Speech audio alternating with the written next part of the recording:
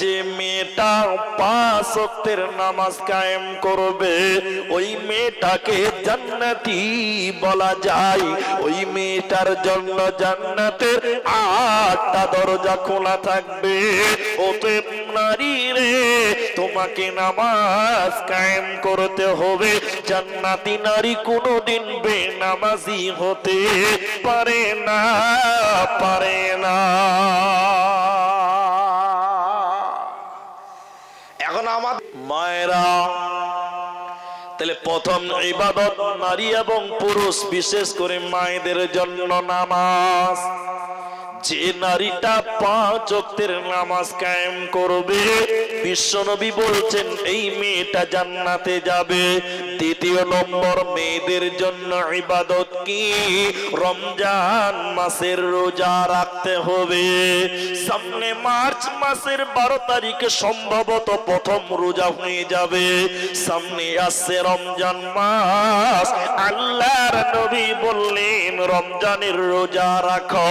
ওহে মুসলমান, তুমি যদি রমজানের রোজা না রাখো, রমজান মাসের যদি তুমি সিয়াম পালন না করো, আল্লাহ তোমাকে কি শাস্তি দিবে, আল্লাহ তোমার জন্য কি আযাব রেখেছে শুনেলেন। এজন্য আল্লাহ তাবারাক ওয়া তাআলার নবী বললেন, নারী রে, রমজানের রোজা রাখতে হবে, তাহলে তোমাদের জান্নাতের ব্যবস্থা হবে, কোনো চিন্তা হবে না। আর যদি কোনো নারী রমজান মাসে রোজা না রাখে, আল্লাহ তাহলে তাকে জাহান্নাম দেবে। বলে কেমন জাহান্নাম দিবে শুনেলেন। আল্লাহর নবী নবীজিকে জাহান্নাম দর্শনের জন্য নিয়ে যাচ্ছেন। দুটি ফেরেশতা নবীজিকে জাহান্নাম দেখাবার জন্য নিয়ে যাচ্ছিল। নবীজি বলছেন, আমি যখন যেতে লাগলাম, যেতে যেতে যেতে যেতে জাহান্নামের ভিতর থেকে হঠাৎ যেন কান্নার আওয়াজ ভেসে আসলো। কারা যেন কান্নাকাটি করছে, বিকোয়াট আওয়াজ করছে, আর্তনাদ করছে। আমি কান্নার আওয়াজ শুনতে পেয়ে বললাম, জিবরাইল আমিন, তুমি বলো মান হাউলাই, এরা কারা? জাহান্নামের ভিতরে কেন তারা কান্নাকাটি করছে? জিবরাইল তুমি বলো। জিবরাইল বলেন, আল্লাহর নবী গো, আপনি আরো আগে চলুন, আপনাকে জাহান্নামের ব্যাপারে বলবো। নবীজি বললেন, জাহান্নামে আগিয়ে দেখতে লাগলাম। আমি বাহির থেকে জাহান্নামটা দেখলাম। জাহান্নামের ভিতরে কিছু মানুষকে ওদের পা গুলোকে আকাশের দিকে বেঁধে রেখেছে, আর তাদের মাথা মুখমণ্ডল যেন মাটির দিকে রয়েছে। পা গুলোকে আকাশের দিকে জাহান্নামে বেঁধে রেখেছে, আর তাদের মাথা মুখমণ্ডল যেন জমিনের দিকে, অর্থাৎ উল্টো করে রেখে দিয়েছে। ওদের মাথা মাটির দিকে ঝুলার কারণে ওদের মুখগুলো ফেটে ফেটে নাক মুখ দিয়ে যেন রক্ত পড়ছে। নবীজি বললেন, আমি থাকতে না পেরে বললাম, জিবরাইল আমিন, তুমি বলো মান হাউলাই, এরা কারা? কেন জাহান্নামে তাদেরকে উল্টো করে টাঙিয়ে রাখা হয়েছে? তুমি বলো, কেন তাদের মুখগুলো ফেটে ফেটে জাহান্নামে রক্ত পড়ছে? তুমি বলো। জিবরাইল আমিন বলেন, ইয়া রাসূলুল্লাহ, দয়ার নবী গো, শুনিলেন এরা কারা, এদের অপরাধটা কি শুনুন। আল্লাহর ওই সমস্ত নাফরমান বান্দা বান্দিরা, ওই সমস্ত গুনাহগার পাপিষ্ট লোকেরা, যারা রমজান মাস পেয়েছিল, রোজার মাস পেয়েছিল, সিয়ামের মাস পেয়েছিল, দিনের বেলায় ইফতারের আগে যারা ইফতার করেছিল, রমজান মাসে ইফতারের আগে যারা খাবার খেয়েছিল, আল্লাহর ফরজ রোজা রাখিনি, যারা দিনের বেলায় খাবার খেয়ে রোজা নষ্ট করেছিল, ওই সমস্ত বেরোজাদারের দলেরা, ওদের জাহান্নামে উল্টো করে টাঙিয়ে রাখা হবে, আর মুখ দিয়ে ফেটে ফেটে রক্ত পড়বে। ওরা আল্লাহর জান্নাতে যাবে না, পাবে না, পাবে না। কি করলি তুই ভবে এসে, মায়া জালে গেলি ফেসে, আজরাইল এসে ধরবে কোসে, কে বাঁচাবে তোর প্রাণ? ওরে মুসলমান তোরা হারাস না ঈমান, ওরে মুসলমান তোরা হারাস না ঈমান। যদি করিস নামাজ রোজা থাকবে না তোর পাপের বোঝা, যদি করিস নামাজ রোজা থাকবে না তোর পাপের বোঝা। মরণকালে পাবি রে তুই জান্নাতি আদার। ওরে মুসলমান তোরা হারাস না ঈমান, ওরে মুসলমান তোরা হারাস না ঈমান। ওতে মায়েরা বোনেরা, আল্লাহর নবী বলেন তোমাদের দ্বিতীয় নম্বর জান্নাতি হতে গেলে রমজানের রোজা রাখতে হবে। জান্নাতি নারী কোনোদিন বেরোজাদার হতে পারে না। রোজা রাখতে হবে। কি করতে হবে? খালি মেয়েরা রাখবে না, আমাদেরকেও? হ্যাঁ, সবাইকে রাখতে হবে। আচ্ছা, আপনারা পুরুষ মানুষ একটু বলুন তো, সামনে রোজার মাস, সবাই বলুন ইনশাআল্লাহ রোজা রাখবো। আল্লাহু আকবার। আপনারা রাখবেন না? না, আল্লাহু আকবার। এরা কথা বলছে না। সবাই বলুন একবার ইনশাআল্লাহ। কিন্তু বড় দুঃখ লাগে আবার আপনাদের, এটা কালিয়াচক থানা না? কালিয়াচক না পশ্চিমনগর? কালিয়াচক। আচ্ছা, তো আমাদের কালিয়াচকে আছি কিনা জানি না, তবে আমার দেশে আছে ভাই। কিছু কিছু খুব চালাক মাল আছে, দেখবেন রমজান মাস শুরু হবে তখন নতুন নতুন রোগের নাম বলবে। ওরকম কিছু মাল আছে না এলাকাতে? আছে, আছে এই দেশেও। আর কিছু কিছু এত বিয়াদব আছে রে ভাই, ও তো হায়াসরম হাতে বিক্রি করে এসছে। ও তো রোজা রাখবেই না, যে রোজা রাখবে ওর সামনে এরকম করে বিড়ি টানবে। হ্যাঁ, এরকম লোক নাই? নাই, বিড়ি টানতে টানতে ধোঁয়াটা আবার রোজাদারের মুখে মারবে, মানে তোর রোজার গোষ্ঠী মেরে দিলাম আমি, যা। এরকম অনেক বিয়াদব মার্কা লোক বহুত আছে।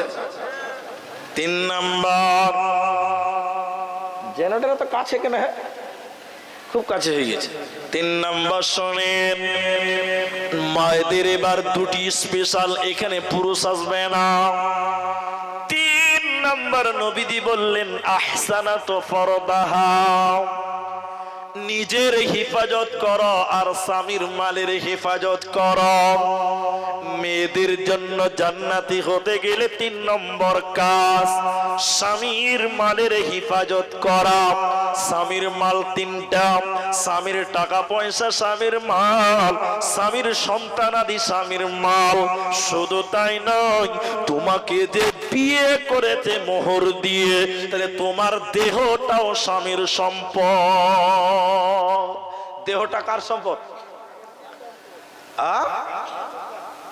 আমি আমার স্ত্রীকে বিয়ে করেছি, আমার স্ত্রীর দেহটা আমার। সম্পদ কার? পুরুষের। হ্যাঁ কিনা বলুন আপনারা? তাহলে আমার স্ত্রীর দেহটা অন্য কোন পুরুষ দেখতে পাবে? দেখতে যেন না পায়, এই জন্য নারীরা তাদের নিজের বডির হেফাজত করবে, তার মানে তার স্বামীর মালের হেফাজত করা হয়ে যাবে। কিন্তু এখন বলুন, আমি কোনো একদিন কালিয়াচকের বাজারে এসেছিলাম ঈদের আগে, রমজান ঈদ কিংবা কোরবানির ঈদ আমার মনে আসছে না। 5 তলা মসজিদের গলিতে ছিলাম, কোনো বাজার করছিলাম। এত ভিড়, 100টার ভিতরে 75টাই মেয়ে। 75টা কি মেয়ে? আমি কথা ভুল বললাম? 100টার মধ্যে 75টা মেয়ে বাজার করছে কালিয়াচকের বাজারে। আপনি একবার পরীক্ষা করবেন, ঈদের মার্কেটের কথা বলছেন। এবার আপনাকে আমি যে কথা বলছিলাম, আমাদের বাজারে, বুঝলেন, আমি কথাটা বলেই দিচ্ছি আপনাদেরকে। এক ছেলে বিয়ে করেছে নতুন বউ, নতুন বললেও ভুল হবে, পুরাতন বলাও যেছে না, মানে 6-7 মাস হয়েছে, এখনো বাচ্চা কাচ্চা হয়নি, মানে নতুনই চলছে আর কি। তো ও খ্যাপা বিয়ে করেছে, তোর বউটাকে নিয়ে বাজার গেছে বাজার করতে। আপনার দিকে এরকম কিছু ছেলে আছে না ভাই? বউকে নিয়ে বাজারে যায় কালীচকের বাজারে। ও তো লিয়ে গেছে রে বাবা, ওর বউটাকে স্ত্রীকে এমন শাড়ি পরিয়েছে, সব সাজেছে। আমার মন বলছে ভাই ওটা শাড়ি নয়, ওটা মশারি। ওটা কি সব বুঝে যাচ্ছে। আর গোটা বাজারের ছেলেরা খালি ওর বউর দিকে তাকাইছে আর মিট মিট করে হাসছে। আচ্ছা হাসবে কি হাসবে না? দোষ কার? আমি যদি চিনির বস্তাটা খোলা রেখে দিই তো দু চারটা পিঁপড়া বসবে কি বসবে না? তো দোষ কার? যে খোলা রেখেছে তার দোষ।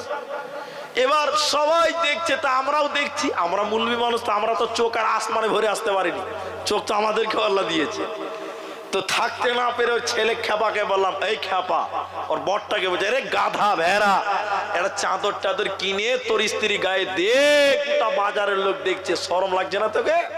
তখন বেহায়া কি বলছে, হুজুর আমার বউ বলে আমি একলাই দেখবো, এলাকার মানুষের কোনো হক নাই। এরকম কিছু হক আদায় করা ছেলে আছে বাজারে। এই মোহাম্মদপুরে নাই? বিয়ে করে নিয়ে এসছে তার বউকে, যে বিয়ের পরের দিন মানে বউ ভাত যেদিন, ওই দিন দেখছি নিজের বউটাকে চেয়ারে বসে আগ্নেতে বসাচ্ছে, মানে ওর বউর কোনো দাম নাই, সবাই দেখে যেছে। আছে না নাই বলুন? হ্যাঁ, তার মানে ও এলাকার লোকের হক আদায় করে বেড়াচ্ছে। হ্যাঁ কিনা বলুন আপনারা? বিলকুল হারাম, এই কাজ করবেন না। আরে শরম লাগে না? নিজের বউটাকে বসিয়ে দিয়েছেন। জি জি না, মায়েদের বলতে চাই আহসানাত ফারদাহা, নিজের শরীরের হিফাজত করতে হবে, এটা স্বামীর মাল। আর 4 নাম্বার নবীজি বললেন আতাত বালাহা, স্বামীর কথা মতো চলতে হবে, স্বামীর অনুসরণ করতে হবে, স্বামীর কথাই দুনিয়া গড়তে হবে। এই বিয়েদারি ছেলেরা বলুন, এখনকার মেয়েরা স্বামীর কথা শুনছে ভাই? 2-4টা লোক মাথা হিলেছে, বলতে পারছে না। এখন কোন মেয়ে তার স্বামীর কথা শুনছে না।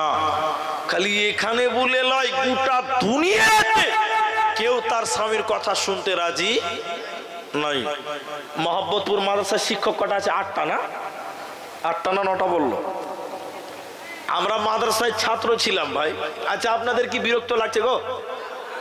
তো আমরা মাদ্রাসার ছাত্র, হেড মুলবি, তখন আমরা ছোট, হেড মাওলানা আমাকে বলছে চ, আরো 2-3টা ছেলে বলছে চ, মনে করেন মোহাম্মদপুর মাদ্রাসা, চ আদায় করতে যেতে হবে। এবার গ্রামে গেছে আদায় করতে, তো মুলবিরা তোর গেটে হাত দিবে না, তালবিলিমে হাত দিবে। এবার আমরা বাচ্চা তালবিলিম, মানে আমাদের ব্যবহার হচ্ছে। এবার আমরা যে গেটে আওয়াজ দিছি, গেটে বাড়ি দিয়েছি, ভেতর থেকে বেরিয়ে এলো, বেরিয়ে এসে বলছে কে? তো হেড মাওলানাকে সবাই চিনে কি না? ও মৌলভী সাহেব আপনি এসেছেন, কি ব্যাপার? তখন বলছে যে আমরা মোহাম্মদপুর মাদ্রাসা থেকে এসেছি, তো আমরা আদায় করতে। কথা বুঝলেন? তখন ছেলেটা কি বলছে জান, এদিকে তাকান, এদিকে তাকান। ছেলেটা বলছে মৌলভী সাহেব আদায়? তা বলছে হ্যাঁ আদায় এসেছে, কত কি লিখবো তোমার নামে চেক কাটবো? তখন ছেলেটা বলছে মৌলভী সাহেব একটু থামো, আমি একটু বাড়ির ভিতর থেকে আসি। ছেলেটা তাড়াতাড়ি বাড়িতে যে ওর বউকে জিজ্ঞাসা করছে হেড মুলবি এসে ক টাকা লিখবো কি? নাই, এরকম ছেলে নাই। ওর বউ যদি 10 টাকা বলে তো 10 টাকা, আর বউ যদি বলে তো 1000 টাকা তো 1000 টাকা। আচ্ছা বলুন এই ছেলেটাকে বাংলাতে কি বলে ভাই? বউ পাগলা। আরে ও তো নিজের ভাষা বলা যাবে না। এখন কোন মেয়ে তার স্বামীর কথা শুনে না, বরং স্বামীরাই এখন বিবির কাছে কাবু হয়ে গেছে। হ্যাঁ কিনা বলো? এরা কথা বলছে না, মানে বিয়েই তো করে না, তুই কি জানবে? হ্যাঁ অবশ্যই কথাই সত্য। আরে আপনাদেরকে কত শোনাবো। আমি যে মাদ্রাসায় পড়েছি ওই মাদ্রাসার হেড মাওলানার কাছে একটা খ্যাপা এসছে, লুঙ্গি আর গলায় গামছা দিয়ে 11টার সময় চলে এসে, বিরাট